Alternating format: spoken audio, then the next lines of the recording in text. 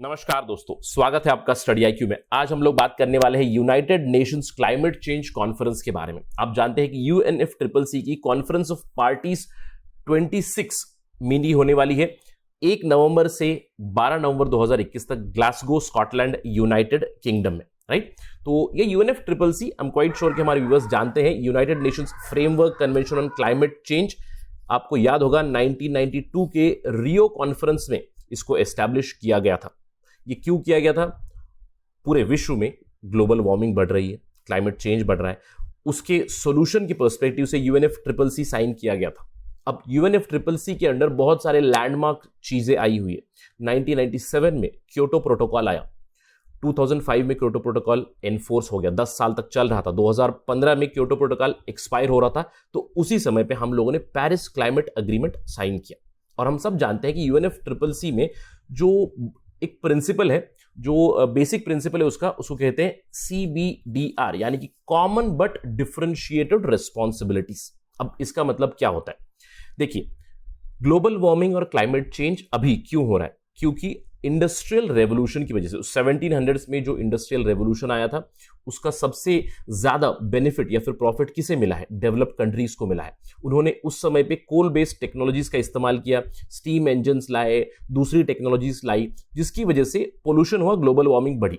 तो उन्होंने उसका बेनिफिट लिया और वो डेवलप्ड कंट्रीज बने। लेकिन उसका भुगतान किसे करना पड़ रहा है? पूरे विश्व को करना पड़ रहा है। इसीलिए कॉमन बट डिफरेंशिएटेड रिस्पॉन्सिबिलिटीज की बात होती आ रही है यूएनएफसीसीसी में।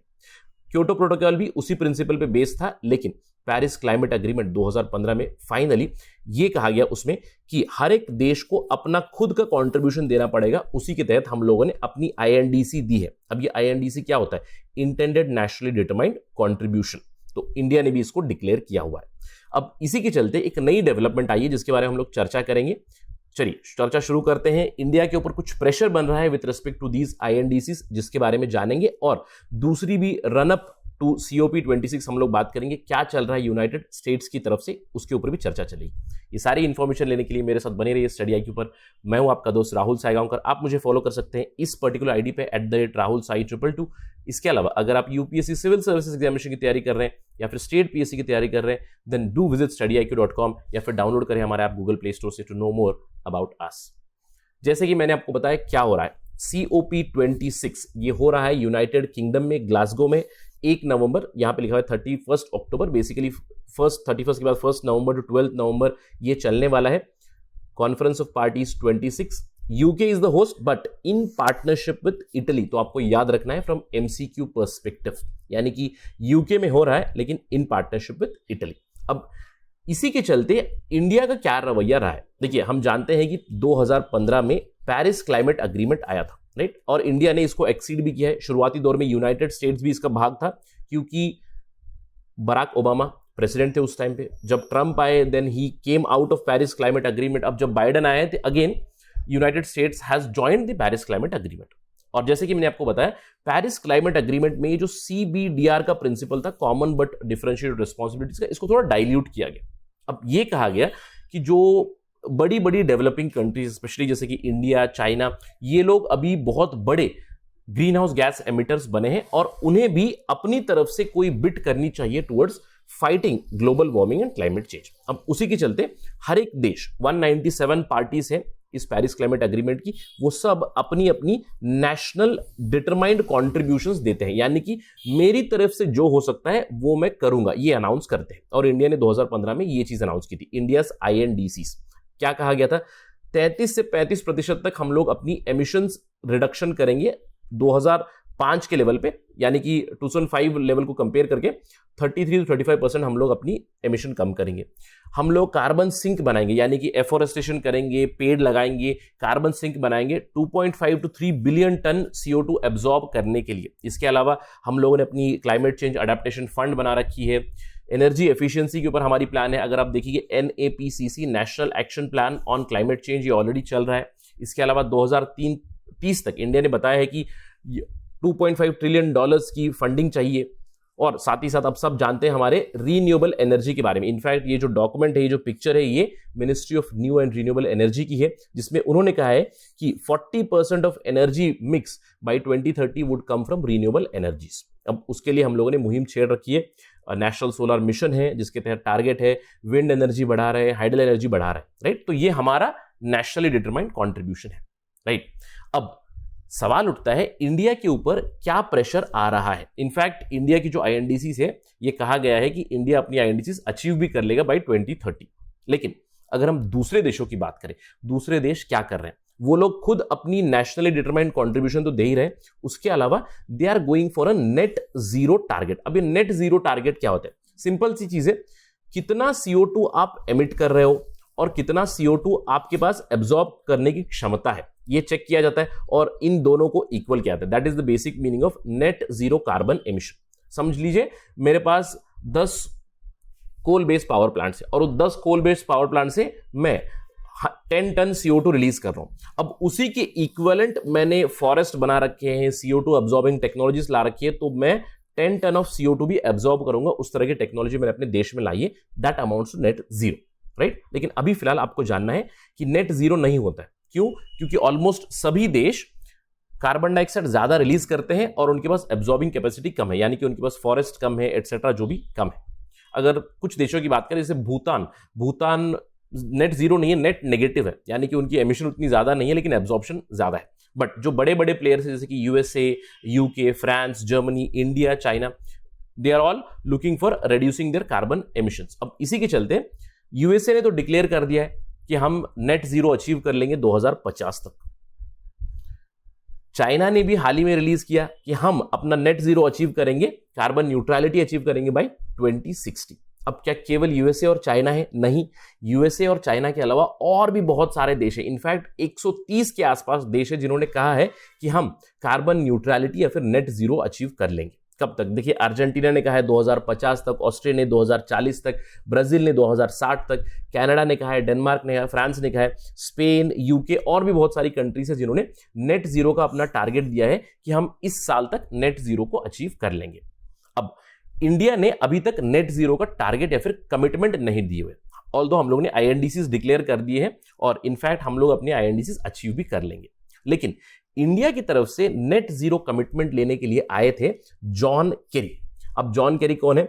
US के क्लाइमेट चेंज ऑनवॉय है। वो हाल ही में इंडिया की विजिट पे थे, जहां पे वो एक्सपेक्ट कर रहे थे कि वो परसुएड करेंगे इंडियन प्राइम मिनिस्टर को, Indian ministry of environment and climate change को, कि वो नेट जीरो का कमिटमेंट दे।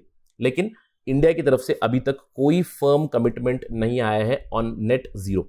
जॉन केरी ने कहा है कि वी लुक टुवर्ड्स इंडिया कि वो नेट जीरो टारगेट दे। अभी फिलहाल इंडिया ने नेट जीरो का कमिटमेंट कोई नहीं दिया हुआ। इनफैक्ट ये काफी टफ भी है इंडिया के लिए। अगर नेट जीरो कमिटमेंट देंगे तो हम लोग उससे बाउंड हो जाएंगे एट इंटरनेशनल लेवल, कि अगर हम लोग वो अचीव नहीं कर पाएंगे तो फिर इंडिया के ऊपर सवाल उठेंगे, इंडिया की इमेज के ऊपर सवाल आ सकती है, राइट। ऑल्दो एक्सपर्ट्स ये कह रहे हैं कि India might give a net zero commitment probably by 2065, 2070, but these are all conjectures. अभी फिलहाल तो हम लोगों ने कोई कमिटमेंट नहीं दी है।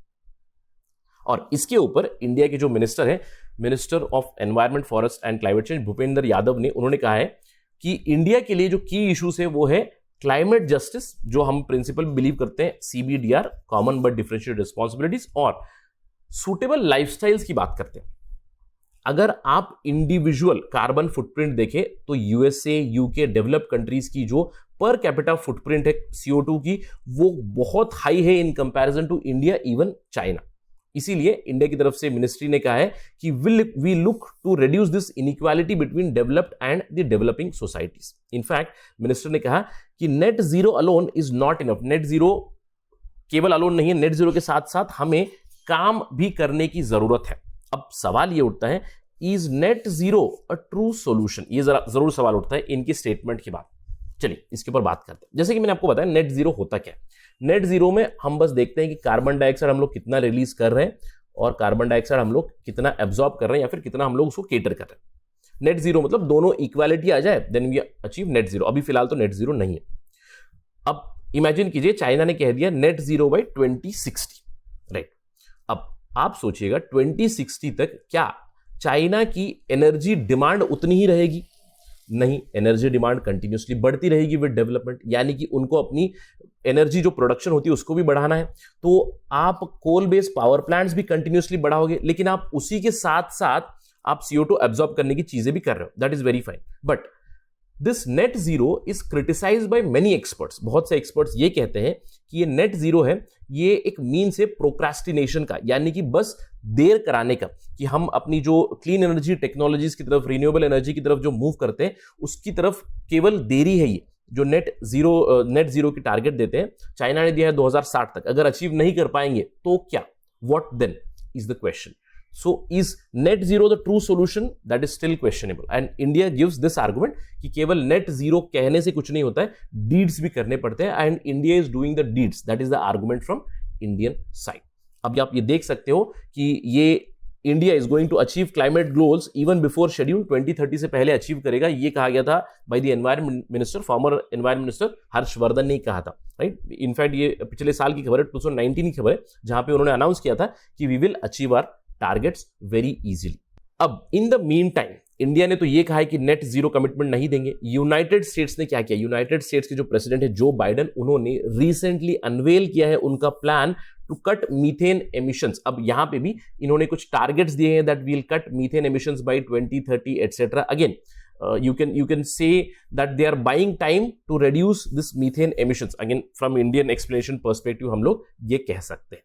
But let us assume कि इंडिया ने अपनी INDCs अचीव कर लिए, सारे देशों ने अपनी INDCs अचीव कर लिए, बट वो भी क्या काफी है with respect to global warming and climate change? The answer would be no. आप यहां पे देख सकते हो, बहुत सारी न्यूज रिपोर्ट्स आप पढ़ सकते हो जहां पे उन्होंने कहा है एमिशन प्लेजेस जिन्होंने भी दिए, सारे देशों ने अपनी अपनी INDCs दी हुई है, उन सारी INDCs को मिलाकर भी it is not enough to meet this global climate goals. तो इसका मतलब यह है कि और बहुत कुछ करने की जरूरत है, और आगे आने वाले समय में स्पेशली अगर हम लोग COP26 की बात करें, इसके ऊपर हमारी कड़ी नजर रहेगी। स्टडी IQ पे हम इसको जल्द से जल्द कवर करेंगे जैसी होगी नवंबर में। लेकिन हम लोग ये एक्सपेक्ट कर सकते हैं कि COP26 में इंडिया के ऊपर और भी ज्यादा प्रेशर हो सकता है to announce net zero target. As of now India net zero commitment नहीं दे रहा है, लेकिन यूनाइटेड स्टेट्स ने कमिटमेंट दी हुई है। यूनाइटेड स्टेट्स की तरफ से मीथेन रिडक्शन के टारगेट्स भी आ चुके हैं, तो आगे चल के इंडिया के ऊपर भी प्रेशर बनेगा कि कुछ इस तरह के बदलाव लाए, नेट जीरो कमिटमेंट दे,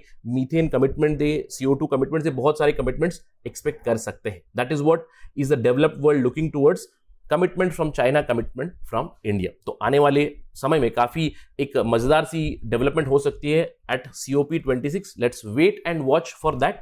जब भी होगी हम आपको जल्द से लाएंगे स्टडी IQ पर। That is it right now from my side. Thank you for watching. जय हिंद।